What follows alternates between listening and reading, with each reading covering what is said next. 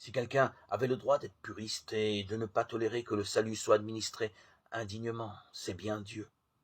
Et il ne l'aurait pas toléré s'il avait aimé ce qu'on appelle, hélas, très mal, sa gloire avant d'aimer les pécheurs. Ou plus profondément, si la gloire de Dieu avait été celle de sa pureté au lieu d'être celle de la miséricorde.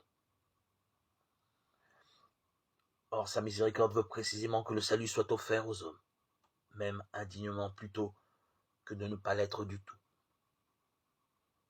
Je vous sauverai n'importe comment, mais je vous sauverai. Après maints passages des évangiles, n'est-ce pas l'un des cris, par exemple, de l'épître aux Hébreux, à moins de n'accepter pour prêtres que des êtres de cristal et non pas des êtres de chair et de sang. Il fallait choisir en effet entre la remise du salut au compte-gouttes par des êtres aussi rares que les héros de la charité ou bien la distribution du salut littéralement par n'importe qui, pourvu que nous soyons choisis pour cela.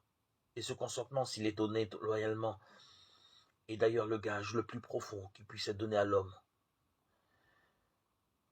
Ainsi, il parviendra lui aussi à la sainteté, à travers les vicissitudes de sa misère.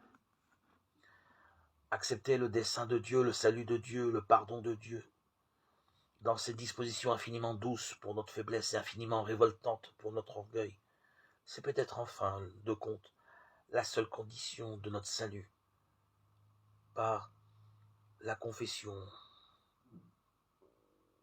le remords, le repentir, mettre de côté notre ego, notre orgueil, pour laisser place en nos cœurs à l'humilité, la résignation. Et Dieu fera encore plus de place dans nos cœurs. Et le pardon, et la miséricorde, et la bonté de Dieu n'y fera que régner et rayonner à travers nous.